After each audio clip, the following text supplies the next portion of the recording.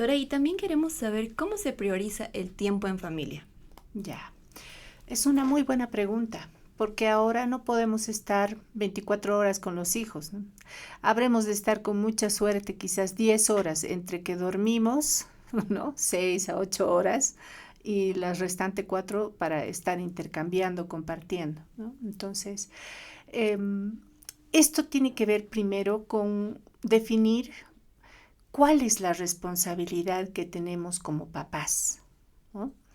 Tenemos la responsabilidad o la finalidad de ser papás, o sea, de parentalizar, es preparar a los hijos para que puedan ser independientes, para que puedan volar, para que puedan emanciparse.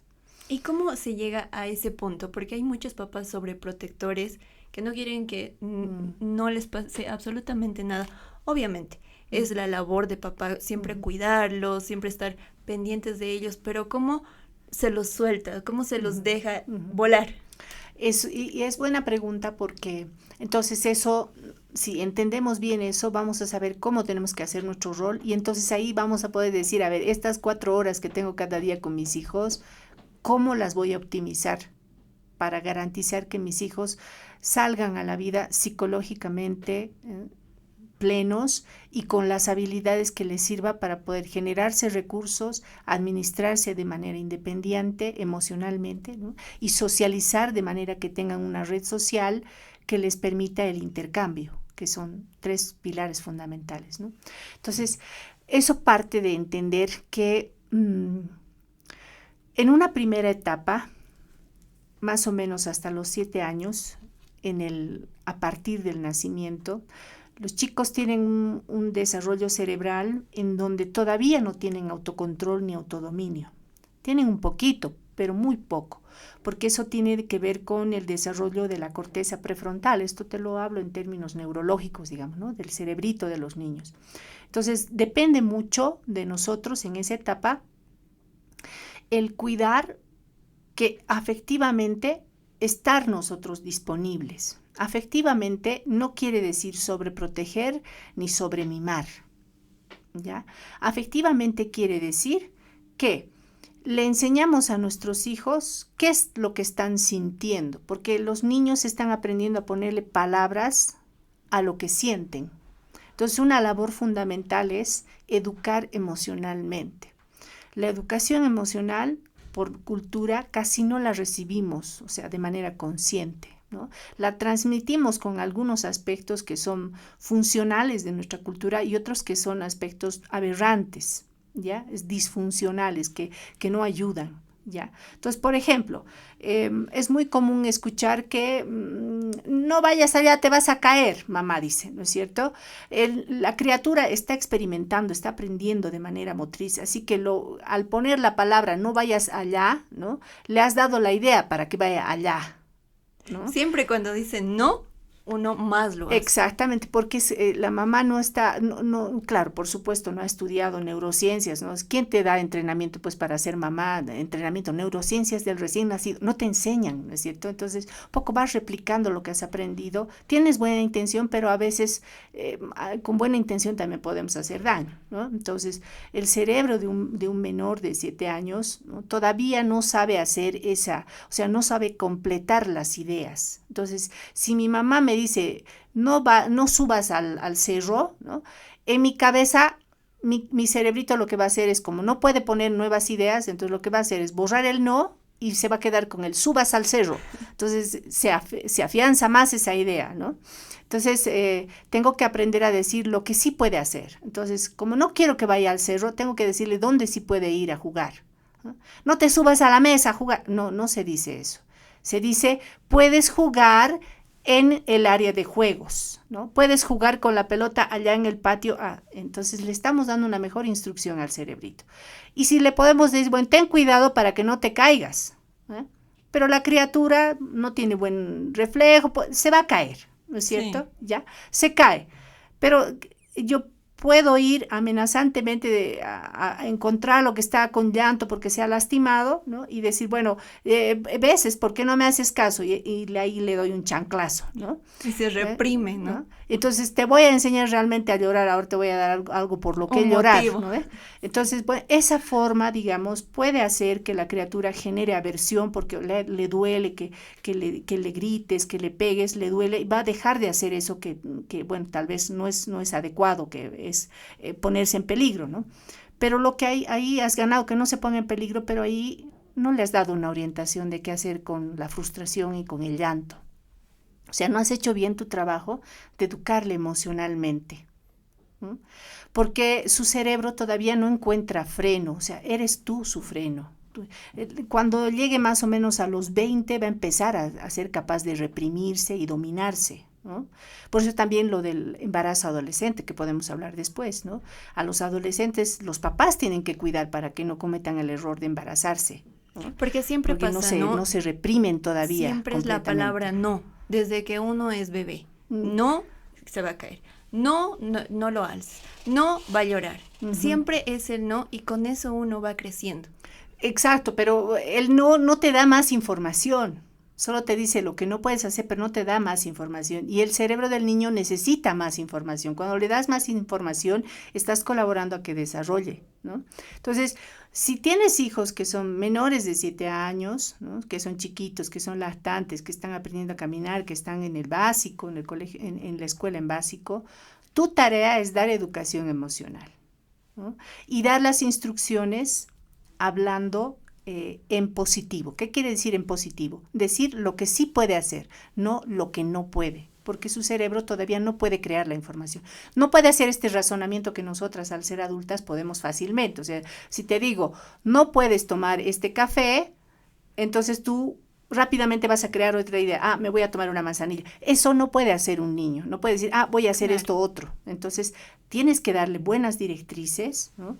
Pero también tienes que enseñarle lo que siente. Entonces, se ha caído, ha cometido un error de lo que le has advertido, se ha caído, está viviendo dolor en su cuerpo, le está doliendo, ¿verdad? Entonces, es el momento de decir, hijito, te está doliendo tu cuerpo, eso se llama dolor, y cuando algo nos duele, lloramos.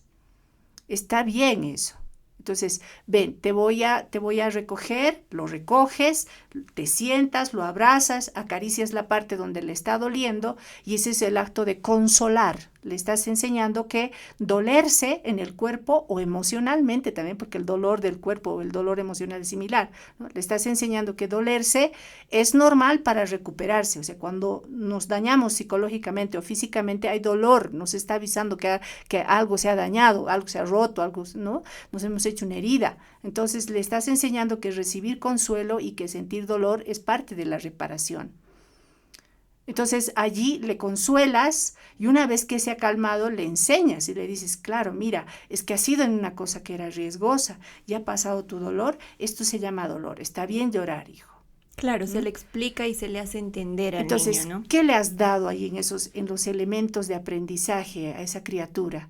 Le has puesto un nombre a lo que ha sentido en su cuerpo. Entonces le has ayudado a que esa palabra forme parte de un aprendizaje en su corteza, ¿no? En el lenguaje. Para procesar las cuestiones emocionales se necesita ponerle palabras. Eso es lo que a veces muchas personas no consiguen superar, lo que les agobia, lo que les hace daño, lo que les genera sufrimiento, porque no han recibido educación emocional, no saben qué hacer con eso. Y a la psicoterapia llegan y a veces simplemente ponerle nombre, ponerle palabras a lo que están sintiendo es suficiente para que luego ellos solitos puedan hacer el proceso y recuperarse. Entonces, la educación emocional es muy importante en los niños, en los menores. Así también cuando le enseñas sobre el dolor, que ahorita te he puesto el ejemplo, ¿no es cierto? Y otra es, ¿qué haces con tu rabia? ¿No? Cuando sientes rabia, ¿no? ¿Para qué sirve la rabia? ¿Cómo hay que manejar la rabia? Eso también es algo que tienes que enseñarle. Estás rabioso, ¿no? Porque estás haciendo un berrinche, le has frustrado, digamos, ¿no? Quería una cosa, alguna vez, bueno, voy a poner un poco pública a mi hija, ¿no? Pero no quiero hablar de otra persona porque obviamente por secreto profesional es mejor no mencionar, pero cuando yo educaba a mi hija pasaba eso, ¿no? Que en el supermercado, ella quería comprarse un juguete, pero habíamos ido obviamente a comprar comida, ¿no? Entonces, una vez quiso armarme un super berrinche, ¿no? Entonces, es el momento en donde se puede educar para que la criatura aprenda a frustrarse con el no de la mamá o del papá, ¿no? Qué bonito, ¿te gusta el juguete? Sí, es muy bonito, pero hoy no lo vamos a comprar porque hemos venido a comprar verdura. Pero puede ser que no puedas hacerlo en otro momento, ¿no? Porque en la vida yo puedo ver, no sé, puedo ver un Ferrari, ¿no? Y puedo saber que ese Ferrari no lo voy a comprar porque eso es para comprar 2 casas. No me voy a comprar ese Ferrari, ¿no? Es algo a lo que renuncio, ¿no? Entonces, nuestros hijos también tienen que aprender que hay cosas que no se las puede tener y no se las va a tener. Y tienen que aprender a aceptar eso, ¿no? Entonces es bastante difícil al principio gestionar la rabia que emerge después de que uno tiene un deseo, ¿no? Entonces es justamente el conocer qué me pasa cuando me estoy frustrando. A la criatura le asusta lo que siente, no sabe, ¿no? Entonces es el momento de poner palabras. Esto que estás sintiendo es rabia. Ay, hijita, tienes rabia porque no te voy a comprar, es normal eso, ¿no? Quiero, ¿no? Y está midiendo cuánta paciencia, o sea, con cuánto de berrinche puede hacer doblar mi brazo y hacer que yo le compre. Entonces, si yo soy débil, ¿no? Puedo ceder a la presión que está haciendo ella al estresarme con el berrinche, ¿no? Pero ahí se hace una pulseta en donde debo demostrar yo que soy adulta y que no pierdo el control estoicamente, ¿no? Entonces, obviamente para eso tengo que conocer mi propia rabia para tener compasión. Si yo no sé manejar mi rabia, me va a molestar la rabia de mi hija, ¿no? Entonces lo que voy a hacer ahí es perjudicar su desarrollo. Y ambas van a entrar en frustración. Claro. Y a veces eso pasa, se ven muchos berrinches en la calle, en los supermercados y dicen, lo voy a dejar con el policía. Y a veces le tienen miedo al policía a los niños. O hacen esa cosa que luego nos perjudica, ¿no? Es que no sé si alguna vez han visto ustedes, pero cuando llevan a los niños para que el doctor les revise, el niño está aterrorizado con el doctor, claro, porque siempre era la amenaza, te voy a llevar al doctor para que te pongan inyección, ¿no? Entonces, obviamente, hemos creado una versión innecesaria. Entonces, ¿qué hay que hacer con la ira?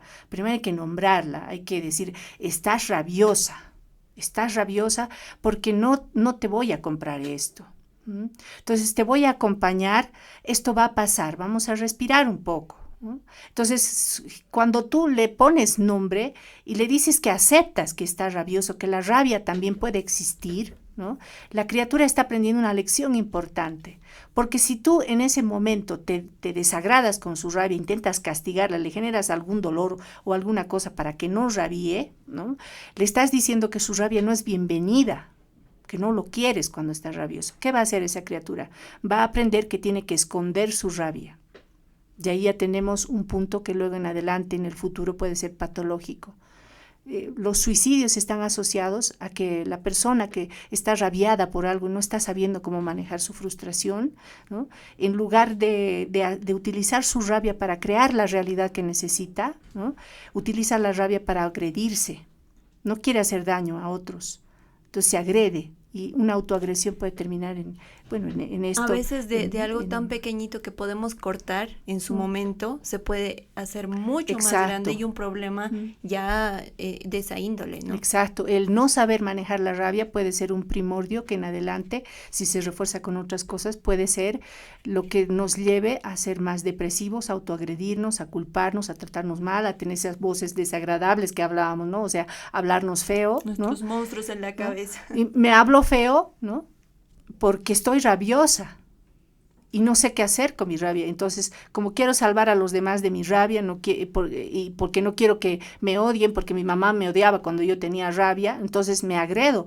Y esa agresión puede terminar en depresión y puede terminar en esto de quitarse la vida, ¿no? Entonces, imagínense lo importante que es tu rol de educar emocionalmente a tus hijos. Pero a veces no lo sabemos hacer porque tampoco nos han enseñado, porque además tal vez llevamos ese mismo conflicto nosotros, ¿no? Por eso se hace muy importante. Que también el lazo familiar de mucho más antes haya sido muy machista o haya sido muy sumisa de parte de mamá, Entonces, nosotros vamos creciendo con todas esas culpas. Tiene que ver mucho con eso, o sea, ¿dónde aprendemos a socializar? O sea, a relacionarnos con las personas con la otredad es en la casa, en la familia, ¿no? Entonces, inclusive si he visto, si he crecido en una familia donde mis papás se peleaban mucho, se agredían, ¿no es cierto? Incluso eso tiene repercusiones muy fuertes en el desarrollo cerebral de los pequeños. Por eso siempre hay que evitar tener desencuentros bélicos, o sea, de enfrentamientos, de agredirse psicológicamente o de pegarse delante de los niños, ¿no? Porque los niños sufren lesión psicológica. O sea, si comparas niños que han vivido en una familia donde ha habido violencia, con niños que han crecido en una familia donde había paz, ¿ya? Vas a encontrar que sus cerebros están en desventaja. Una criatura que ha vivido en violencia, ¿no? Está en desventaja y esto va a tener que resolverlo en una psicoterapia, en un proceso de psicoterapia, ¿no? Son más inseguros, ¿no? Son más vulnerables al miedo, al abandono, ¿no? Tienen más dificultad para tomar decisiones, ¿no? Y una serie de cosas dependiendo de cuánto ha sido. Entonces, obviamente hay que cuidarse mucho en eso, ¿no? De poder establecer un vínculo en donde hayan conflictos, hayan crisis, pero saber resolverlo de manera que no tengamos que llegar a violentarnos, ¿no? Y eso tiene que ver con cómo llevamos la relación de pareja, ¿no? Y cómo esa relación de pareja puede incidir en la relación con nuestros hijos, ¿no? Y en cómo los estamos educando. Entonces, es buena tu pregunta, ¿no? Entonces, por donde lo veas, ¿dónde inicia en la educación emocional? Y desde los más pequeñitos. Exacto. Y bueno, y si no lo hemos recibido, pues ese podría ser un buen punto que podemos ponernos como objetivo, ¿no? Este año quiero aprender a gestionar mis emociones de manera tal que yo pueda educar también muy bonito a mis hijos y pueda generar un mejor futuro para ellos, ¿no? Está bien, me ha pasado a mí, ya no hay vuelta atrás, yo tengo que repararme, pero quisiera que mis hijos tengan mejor posibilidad de volar, ¿no? Volar sin dificultad. ¿Dónde tiene una repercusión importante el que no sabemos gestionar nuestras emociones, que no nos conocemos? Es justamente en que cuando vamos así rotos, incompletos, mal organizados emocionalmente, psicológicamente, el vínculo va a fallar. Claro, porque no voy a tener habilidad para vincularme. Un complemento como tal. Exacto. Desde uno mismo. Porque para vincularme contigo, tengo que conocer qué me está pasando, ¿no? Si estoy rabiosa, si estoy triste, si estoy feliz, porque la rabia siempre me va a llevar, por ejemplo, a darme cuenta de que yo quiero alguna cosa, ¿no? Entonces, si no sé darme cuenta de mí, puedo tener la loca idea de que tú eres responsable de lo que me está pasando, ¿no? Entonces te puedo decir, no me hagas renegar, ¿no? Entonces y tú te vas a rayar, ¿no? A ti te va a incomodar, te va a molestar, vas a decir, ¿qué te pasa, Maya?, ¿no? Entonces ya el vínculo bonito que queríamos tener no va a ser posible porque yo ya estoy llegando con ciertos temas que no sé manejar de mí. Exacto.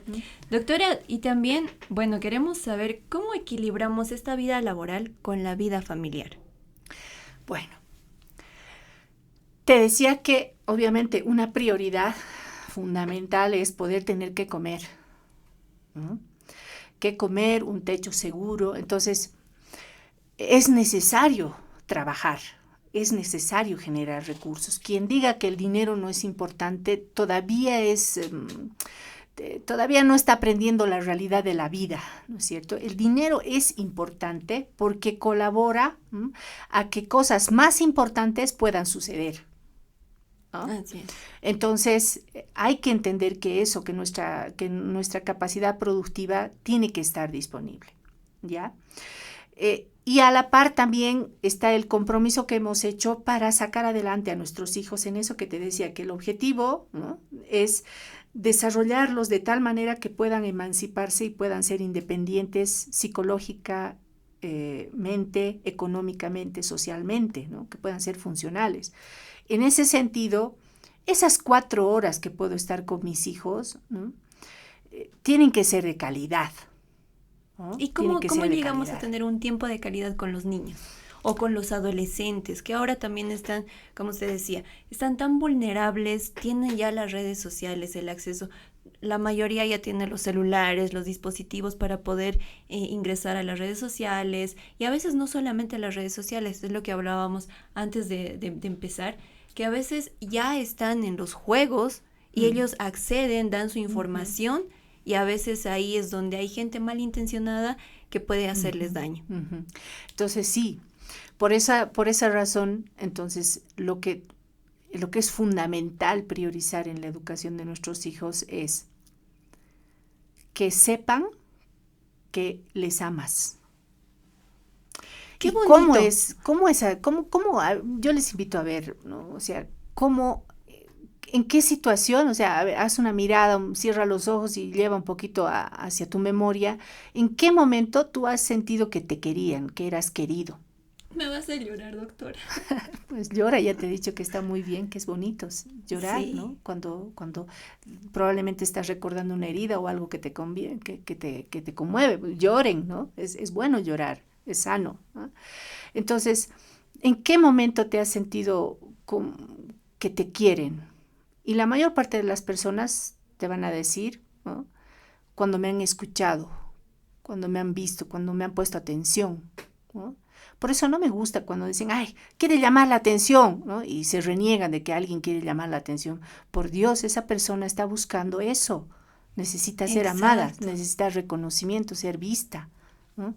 Entonces, nuestros hijos pueden sacar una mala conclusión. Si yo llego del estrés del trabajo, estoy necesitando deshacerme de toda la rabia, de la frustración, de lo que me han gritado, de lo que he gritado, de lo que ha salido mal, de lo que me da miedo porque tal vez lo he arruinado algo y va a haber que arreglar mañana, pero ya se ha terminado el día. Estoy llegando con todo esto que me abruma.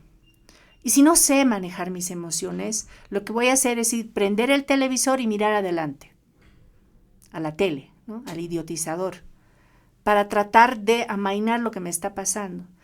Y nuestro hijo, nuestra hija que estaba, o sea, esperando para verte porque eres su fuente de amor, eso, ¿no? Que le des atención, o se queda frustrado. Contar su día, ¿no? Porque a veces ellos dicen, en el colegio, no sé, he presentado mis tareas y mi profesora me ha puesto una carita triste. Exactamente, es de que tú puedas llegar completo, o sea, como para poder estar emocionalmente disponible, para darle tu atención, ¿no? Y decir, ¿y cómo estás, hijita? ¿Cómo estás, hijito? ¿Cómo ha sido tu día hoy? ¿Cómo te sientes hoy? De hablar de las emociones, ¿no? Me he renegado con fulanita, ¿no? Me he olvidado mi comida, o te cuento que me han dado una estrellita, ¿no? Un logro que ha tenido o algo que le preocupa, ¿no? Entonces, si no puedo hacer esta interacción porque no sé manejar lo mío, ¿no? Puedo estar presente, pero como un robot mirando la televisión. O lo que nos está pasando también a nosotros como adultos, que estamos scrolleando el celular, entonces usamos mal la tecnología. ¿Por qué? Porque el scrollear puede generar una especie, un efecto placer en el cerebro, entonces nos puede hacer adictivo y a veces ya ni controlamos que estamos mucho rato mirando el celular, ¿no? Y esto probablemente nos alivia psicológicamente, ¿ya? Pero no nos pone disponibles para nuestros hijos. Entonces, como te decía, lo que a nuestros hijos le hace bien es que le pongamos atención. Entonces, tienes que ser disciplinado en ese sentido de decir, bueno, dejo a un lado pantallas y lo que fuere, ¿no? Y voy a mirarme frente a frente con mi bebé, con mi hijito, con mi hijita, y voy a destinar 30 minutos a conocer su mundo, a conocer cómo está, a hacer un juego, a compartir algo con ellos. Y a conocerlos a ellos, porque hoy en día hay muchos papás que uno les pregunta, ¿qué fecha es el cumpleaños de tu hijito? Y no saben. Y no se acuerdan. Sí. La edad no saben de los niños. Ajá, exactamente, es porque tenemos esta loca idea, ¿no? Que en algún momento también a mí me ha pasado, ¿no? De que hacer suficiente es generar que tengan todo. Entonces, tengo una empleada, tengo alguien que les cocina, ¿no? Alguien que ha visto todo lo básico de comer, vestir y todo. Pero esta parte de desarrollar su psicología, de desarrollar sus habilidades, ¿no? Que solo yo como mamá, como papá puedo hacer bien, ¿no? Está descuidada, ¿no? Entonces, obviamente, ¿qué conclusión va a sacar luego la adolescente que te lo va a reclamar? ¿No es cierto? Es que yo no estaba para ti, tú no me querías, no me quieres, ¿no?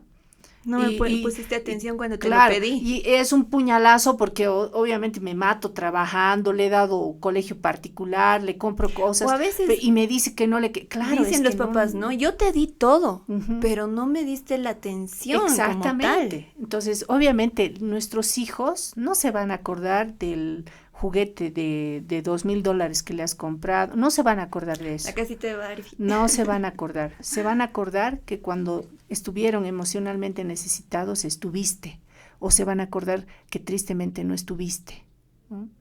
Entonces, no se necesita gran cantidad de tiempo, lo que se necesita es calidad para estar presente. Entonces, si no sabes manejar bien las emociones, si no conoces tus emociones, es un poco difícil que, aunque tengas buena voluntad, sepas cómo educar a tus hijos en la parte más importante, sustancial, que es su vida psicológica, ¿no? Y donde está además asociada su capacidad de aprendizaje, su inteligencia. Entonces, podría ser un buen objetivo para este año, ¿no? Ya ¿no? tienen varios objetivos para poder modificar para Exacto. el próximo año. Y doctora, ¿cómo se lidia con los adolescentes que están metidos en las redes sociales y a veces uno como papá no sabe cómo integrarse a ese mundo, porque es un mundo virtual que ellos viven, que están 24/7 en ello y no saben cómo voy a decirles a mis hijos, te voy a seguir en Facebook, te voy a seguir en Instagram, y a veces ellos solamente ocultan las historias porque no quieren que los papás los controlen también de esa manera. Es muy buena pregunta. Mira, cuando no se desarrolla este vínculo que hemos hablado, ¿no? De que tenemos confianza, de que entendemos nuestras emociones, que no vamos a través del castigo, a través del dolor para educar, sino más bien a partir de estas otras formas que hemos hablado. Los chicos tienen una vulnerabilidad cuando están adolescentes, que es, no puedo acudir a mis papás, porque si yo cometo un error me castigan. O si se presenta un problema. Entonces, o si se presenta un problema. Y entonces se esconden. Entonces, eso hay que evitar. Por eso no hay que ser castigadores de generar dolor, digamos, ¿no? Premio, castigo. No. Hay que enseñarles a autogestionar, ¿no? Entonces, obviamente, cuando tenemos diálogo con nuestros hijos, podemos enseñarles a hacer una disquisición entre lo que es correcto y lo que no es correcto. El pensamiento crítico es eso, ¿no? Entonces, mamá, hoy día he visto tal cosa, ¿y qué te ha parecido? ¿No? Me parece que, mírate, yo también conozco esto y esto. Tienes razón, no, esto está mal. ¿No? Pero es porque hemos hecho un diálogo. En cambio, si no mires eso, es una porquería, ¿no? Entonces es un poco como que lo hubieras descalificado, entonces se lo toma mal la criatura. O a veces la brecha generacional, ¿no? Que dicen, eso en mis tiempos no pasaba. Había. Y entonces al decir eso en mis tiempos no pasaba, pues sí, no pasaba, pero la forma como lo decimos y en el momento en el que hablamos de eso es más un mensaje que descalifica lo que le está emocionando a la criatura, ¿no? Y entonces ahí se abre una puerta de peligro. ¿Por qué? Porque en la sociedad se calcula que más o menos hay un 1% de personas ya que son malvadas. En psicología las conocemos como psicópatas, ¿ya? Y ahora se habla mucho acerca de los psicópatas integrados. ¿Qué son los psicópatas? En resumidas cuentas, son personas que no tienen ningún remordimiento moral, ningún remordimiento de hacer daño. Entonces ahí tienes psicópatas que están dispuestos a maltratar y aprovecharse de las personas como si fueran ganado, como si fueran una cosa, ¿ya? Entonces las redes sociales y la tecnología nos ha permitido un buen desarrollo, muchas cosas positivas, pero tiene como peligro el hecho de que los psicópatas pueden operar, o sea, pueden armar sus tretas de manera encubierta, ¿no? Porque puedo poner, no sé, pues puedo armarme un Facebook, ¿no es cierto? Y poner la foto de una persona tierna, ¿no? Pero en el fondo soy psicópata y puedo engañar, ¿no?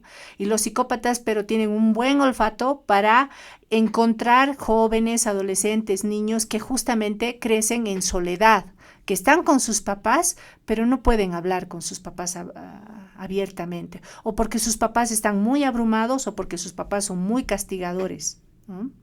Y no me refiero a que tenemos que ser demasiado permisivos, no. Hay maneras de educar con autoridad, pero sin violencia, ¿no? Entonces, estas criaturas son las que están en mayor vulnerabilidad porque el psicópata va a ir a buscar este tipo de criaturas, de niños, de adolescentes, para delinquir, ¿no? Entonces, así se arman las redes de trata y tráfico, así se arman las redes de pedofilia, ¿no? Donde abusan de los niños, no tienen ningún problema de abusar de los niños, ni de esclavizarlos, ¿no? Entonces, justamente lo que toca hacer es que en un diálogo, ¿no? Hay que enseñarle a nuestros hijos que hay peligros y que por lo tanto vamos a dejar que exploren el mundo, pero acompañados de nosotros. Entonces, bueno, ya se ha probado, hay mucha investigación que respalda que el acceso a los teléfonos, a las pantallas, a los menores de 16 no debería haber, ¿no? Pasarle el celular para que el niño deje de molestar mientras estoy charlando es lo peor que puedes hacer. Si amas a tus hijos, no le hagas eso, porque coartas el desarrollo cerebral adecuado, le vuelves potencialmente adicto, o sea, tiene más probabilidad a la adicción ese cerebro, ¿no? Y si se suman el abandono o que no sabe superar frustraciones, ahí tenemos una mezcla explosiva para que desarrollen dependencia a drogas, a personas. Entonces, obviamente, este material no puede tener acceso a nuestros hijos hasta los 16. ¿No? Cuando tienen que ver la tele o tienen que ver alguna cosa, siempre si lo van a ver solos, pero luego hay que encontrar un momento para conversar, qué ha visto, ¿no? Qué le ha parecido, ¿no? Y de esa manera nosotros ir poniéndole información que complete su ingenuidad, porque los chicos son ingenuos, no saben ciertas cosas y a veces nosotros podemos ignorantemente pensar que nuestros hijos saben lo que nosotros sabemos y no es así. Que pueden ser autodidactas. Exacto, entonces no pasa así y luego estamos llorando, ¿no? Y ni aunque lloremos, pues no podemos muchas veces recuperar a nuestros hijos. Entonces, justamente eso es lo que hay que gestionar. La tecnología es muy buena en cuanto nosotros somos capaces de enseñar a nuestros hijos cómo usarla, ¿no? Bueno, doctora, por favor, queremos que nos dé los últimos consejos y tips para este 2025 para mejorar el trato con la familia. Bueno, aprendamos a hacer las paces. El primer consejo, ¿ya? Es bastante ingenuo pensar que nunca tengamos conflictos, ¿no? Si te digo como consejo que evita tener conflictos, ¿no? Y diles a todos sí en tu familia, no. ¿No? Es muy bueno tener conflictos, porque en los conflictos aprendemos el uno del otro y encontramos la forma de relacionarnos, de construirnos juntos, ¿no? El conflicto nos construye. El problema es que el conflicto lo llevemos con violencia, ¿no? Entonces, hay que aprender a hacer las paces, a decir, siento mucho haberte hablado en voz alta, ¿no? No me estaba dando cuenta de lo que necesitaba, ¿no? Te pido que la próxima vez que estemos en este desencuentro nos demos un tiempo para que cada uno pueda pensar por qué está rabioso, qué necesita y podamos luego hablar de lo que necesitamos, ¿eh? Hacer eso puede hacer que nuestro vínculo como familia crezca siempre, ¿no? No con idealizaciones de perfección, sino asumiendo que somos imperfectos, pero que nuestra imperfección queremos hacerlo bien, ¿no? La siguiente cosa es saber reconocer nuestras imperfecciones, ¿no? No tratarnos mal por ello, ¿no? Darnos la oportunidad de mañana hacerlo mejor. Maya, hoy día te has encabronado y les has dado un chicotazo, ¿no? A los chicos, sabes que eso está mal, ¿no? Te está doliendo, ¿no? Pero mañana puedes hacerlo mejor, ¿no? Entonces, eso de tener la plena fe de que mañana puedes hacerlo mejor, que hoy puedes hacerlo mejor, de que puedes hacerlo mejor, eso que te decía, ¿no?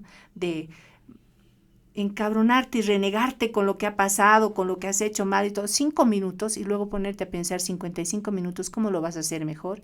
Esa es, digamos, la receta fundamental, no solamente para llevarnos bien en la familia, sino en nuestra vida social, en nuestra vida productiva. Creo que eso podría decirte. Bueno, muchas gracias, doctora. Quisiéramos seguirla teniendo, pero sé que vamos a tener otro capítulo más con usted porque hay muchos temas por abordar. Gracias también a todos por habernos seguido, porque estamos hablando de temas muy importantes en este podcast que es La Red Vuela. Gracias a todos. De esa manera nosotros nos despedimos. Adiós.